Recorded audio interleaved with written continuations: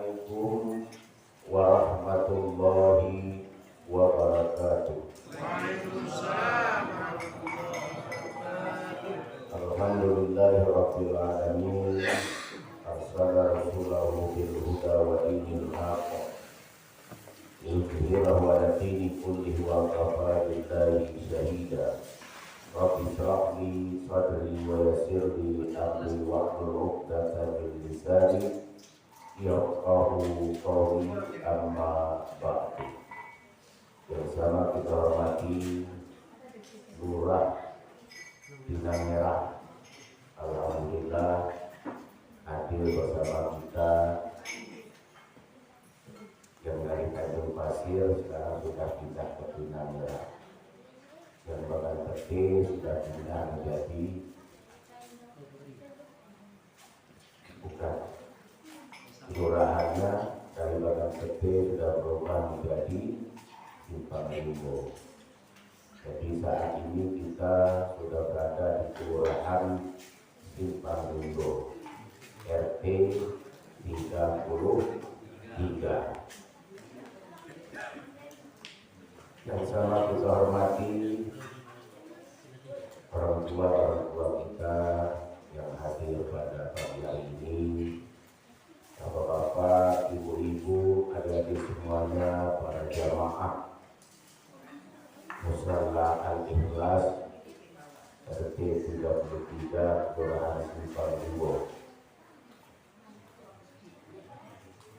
Bersyukur kita kepada Allah dengan mengucapkan alhamdulillah wa syukurillah.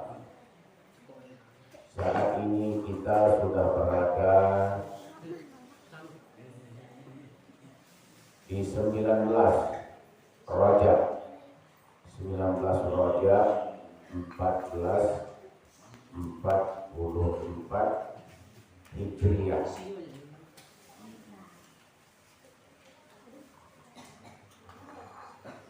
Yang merupakan bulan bagian daripada bulan Haram. Pergi ke Turki membeli kebab sampai di Istanbul ada perahu karam.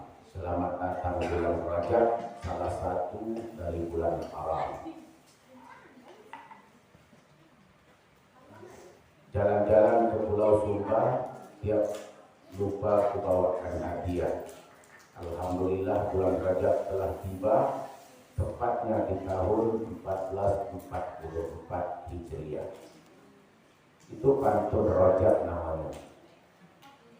Karena bulan Haram berdekatan bulan 1444 Hijriah. Salawat dan salam tak henti-hentinya kita sampaikan kepada Nabi kita Muhammad sallallahu alaihi wasallam. Allahumma shalli ala sayyidina Muhammad wa ala ali sayyidina Muhammad.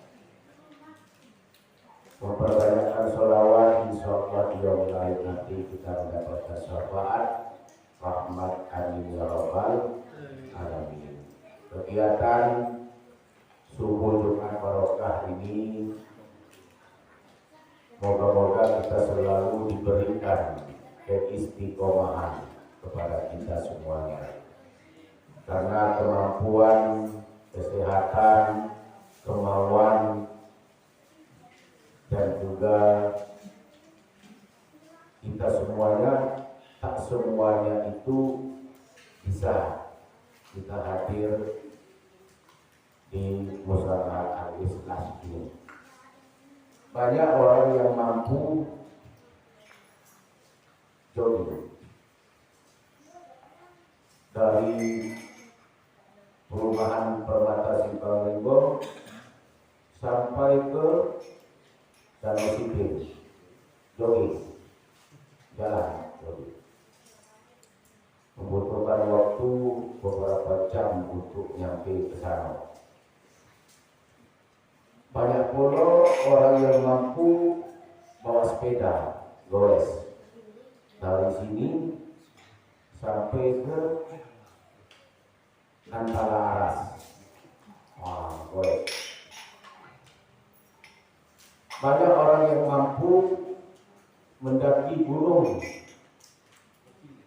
yang tinggi didaki, membutuhkan tenaga, membawakan bekal, membuatkan persiapan sehari semalam. Bagaimana dia harus mencapai ke puncak gunung itu? Keluarlah lagu menaik ke puncak gunung. Bagaimana pula orang yang bisa menyehatkan badannya dengan berolahraga keliling perumahan ini 3 kali, 5 kali sampai 10 kali putaran. Untuk apa? Untuk menyehatkan badan. Itu semua mampu dilaksanakan. Keliling perumahan sampai 10 kali mampu dilaksanakan. Bawah sampai ke Al-Aras mampu dikerjakan. Jogging sampai Danau Sipin kuat dan sampai di sana. Mendaki gunung pun tercapai. Berkibarlah bendera merah putih bawah. Saya nyampe di puncak gunung dengan penuh semangat, tenaga dan kuat. Tapi kalau dipanggil kepada tempat-tempat yang paling dicintai Allah, hadis Rasulullah SAW katakan, ahabbal biladi ilallahi masajiduha. Allah sangat mencintai yang di muka bumi ini. Yang dicintai Allah tempatnya itu adalah masjid-masjidnya Allah. Tempat yang paling dicintai di muka bumi ini adalah masjid-masjidnya Allah. Dari kesemuanya itu tadi, kemampuan kita untuk berjalan, berjogging dan juga mendaki, kita tak mampu dan tak sanggup untuk mendatangkan masjid kita yang paling dekat. Masjid kita yang dekat ini di Fathul Imam, yang dekat ini, kita tak sanggup mendatangi itu masjid dengan waktu jarak tempuh yang sangat dekat. Tak usah kita ke situ. Musala kita yang dekat dengan perumahan kita dalam satu komplek, kita tak mampu untuk hadir ke dalam itu. Kenapa? Kembali kepada niat, iman, dan juga kemampuan. Nah, semua yang kita tadi kerjakan mampu, tapi untuk datang kepada rumah Allah itu kita tak mampu. Alhamdulillah sampai saat ini sudah beres semuanya. Ibu tak ragu-ragu lagi takut plafon itu jatuh. Mana ada gantung dikit plafon itu. Kalau jatuh, kena jamaah itu lagi duduk. Alhamdulillah, dan nengok kita ke atas, alhamdulillah luar biasa Pak Smaidi sama Pak Umar bisa buat lapor supaya apa? Supaya nengok ke atas juga nyaman, nengok ke bawah perlu juga menolak begitu.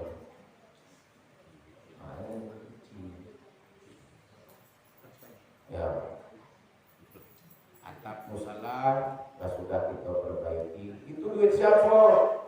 Pertama duit hibah, yang kedua sedekah, bantuan daripada jamaah dan juga saudara-saudara kita yang untuk mencari amal dan sedekah jariah tadi. Semoga semuanya itu mengalir bagi orang yang membangunkan masjid, maka Allah akan bangunkan pula rumahnya di surga nanti. Amin ya rabbal alamin.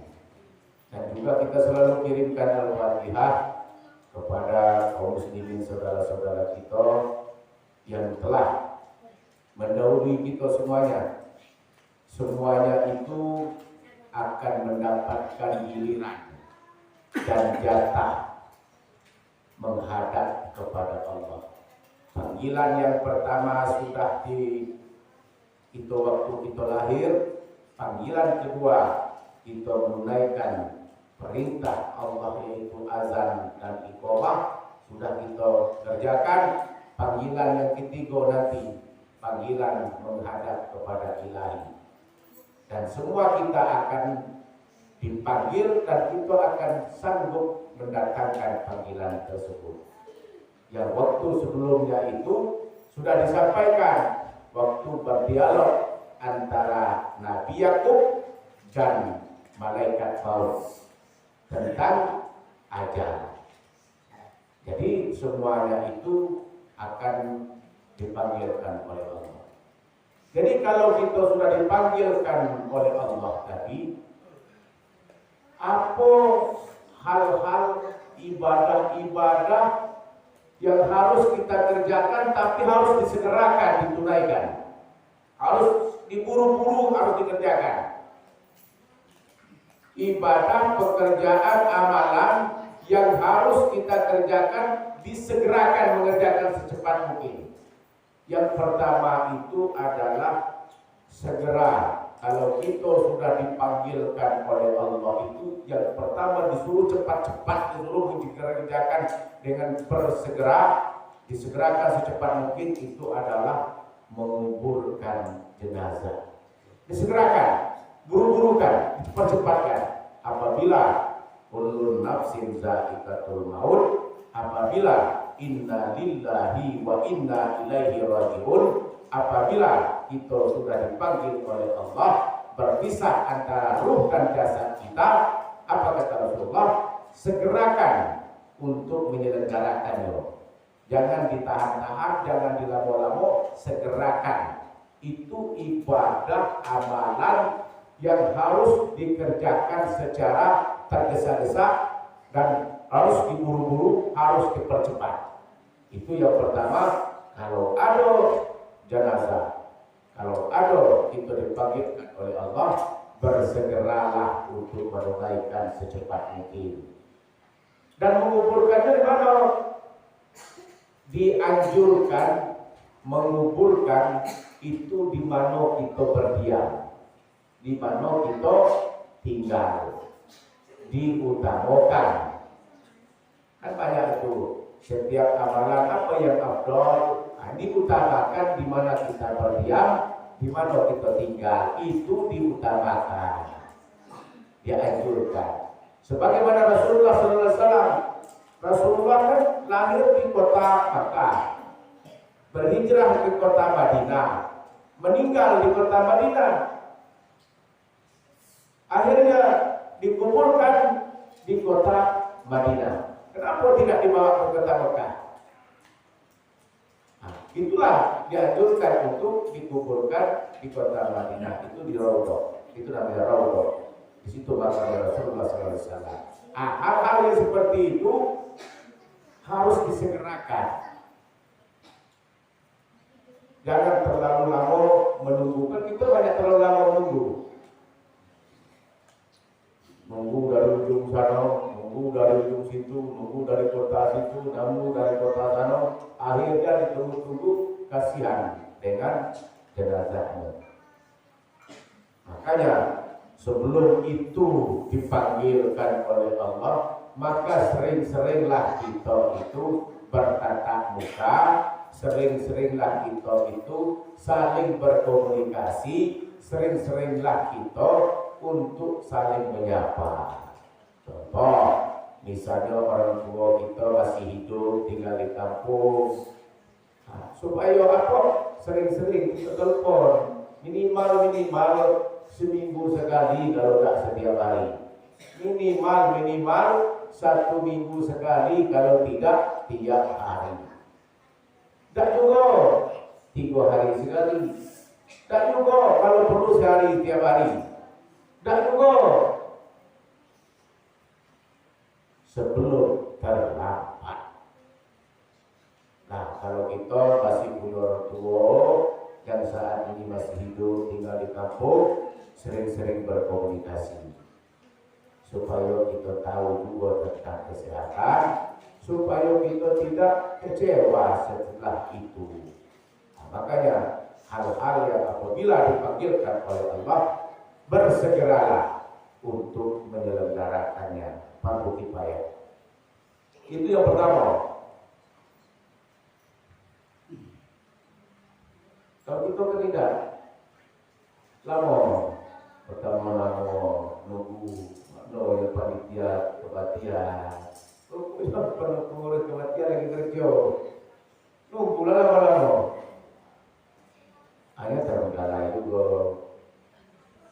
Tidak mau masuk ke kelompok grup apa nama kematian.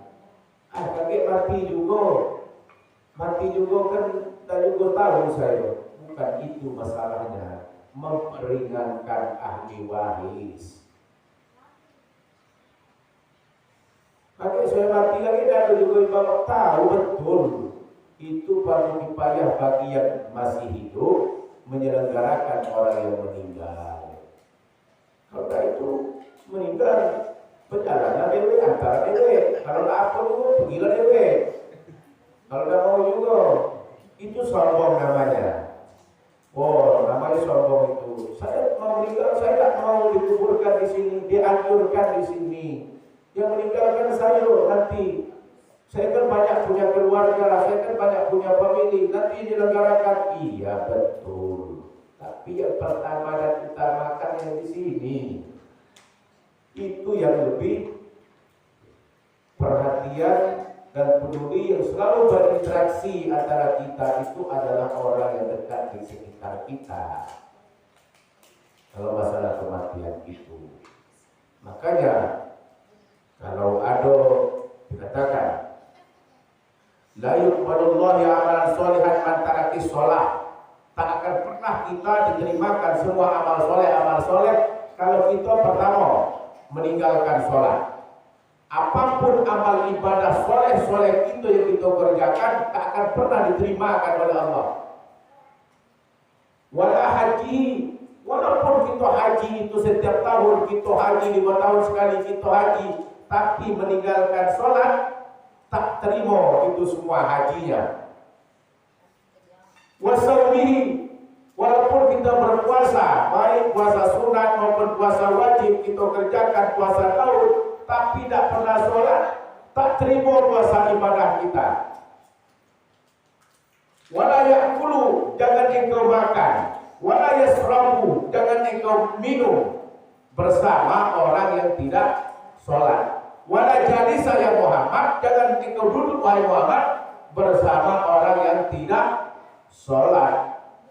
Wala tattabi'u janazatihim, jangan engkau antar jenazahnya kalau dia memang tak pernah sholat. Makanya Rajab ini intinya itu adalah Rasulullah SAW menjemput dan menerima perintah Allah yang dikatakan dengan sholat. Tapi kalau kita tinggalkan sholat, tak pernah kerjakan sholat, pertama amal soleh kita tak pernah diterima oleh Allah. Berpuasa kita tak terima oleh Allah, haji pun umrah pun kita tak pernah diterimakan Allah, makan minum pun jangan dulu bersama, dulu juga tidak bersama dengan orang yang tidak sholat. Kalaupun meninggal nanti pun jangan engkau antarkan ke tempat pemakamannya kalau dia itu tidak sholat. Nah kalau kita tidak pernah sholat, meninggal dia ada usah datang, suruh dia pergi dewe sesuai dengan apa? Kebiasaannya. Makanya waktu dulu buka ibu YouTube Permata TV. Ya. YouTube Permata TV selama kita melaksanakan Jumat Barokah, aduh semua YouTube itu singkat. Tentang apa? Cerita bagaimana anak muda datang ke masjid berdoa dan menangis sampai air mata itu menetes, menangis.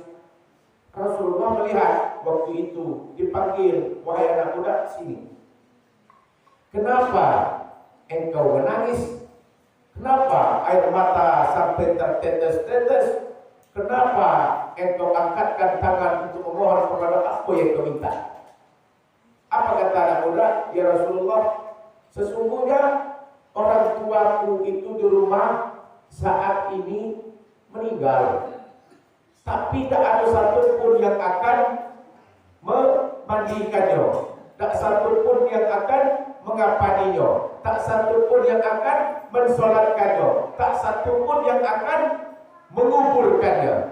Makanya saya berdoa, ya Allah, Moga-moga ada bantuan dari hajat ini yang kusampaikan kepada.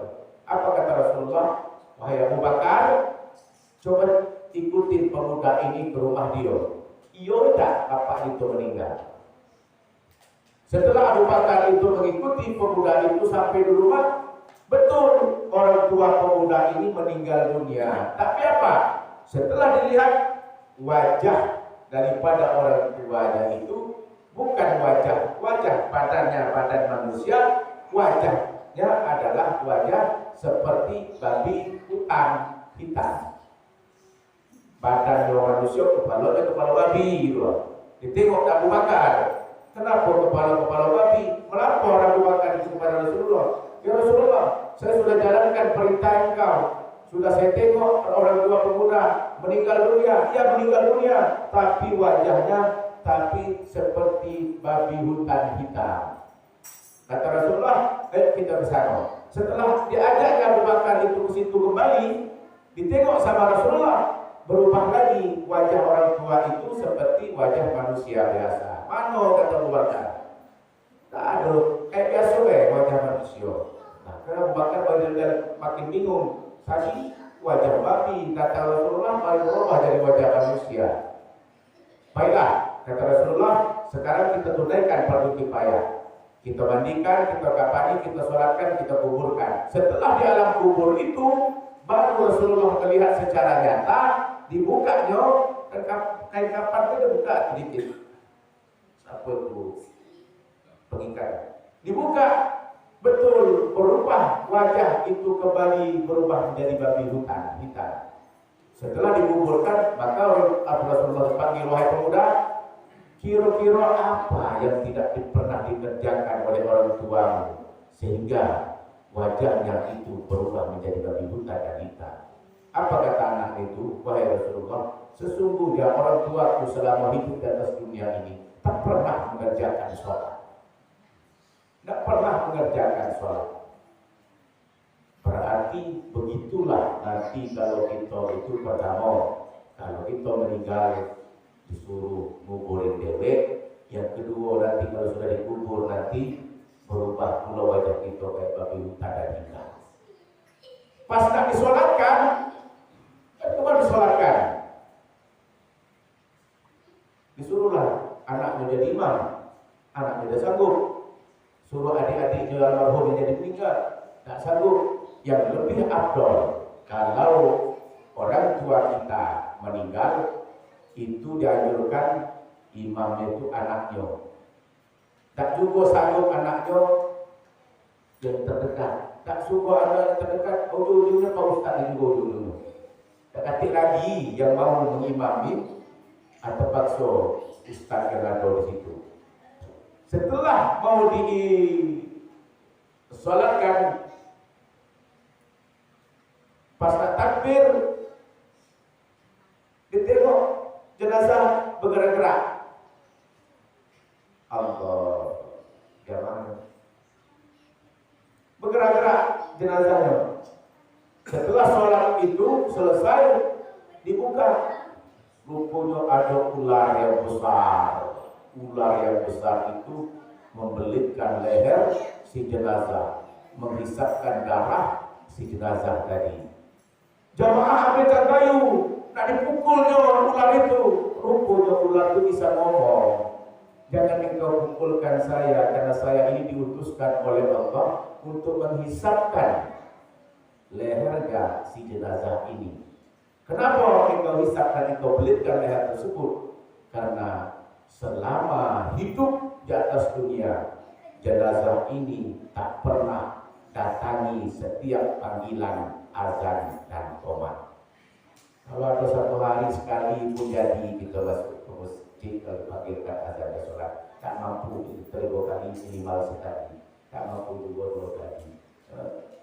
Kalau lebih baik seharusnya 5 kali. Itu yang pertama. Yang kedua, dia punya harta, dia punya rezeki, dia punya kekayaan, dia tak pernah mengeluarkan daripada hartanya itu.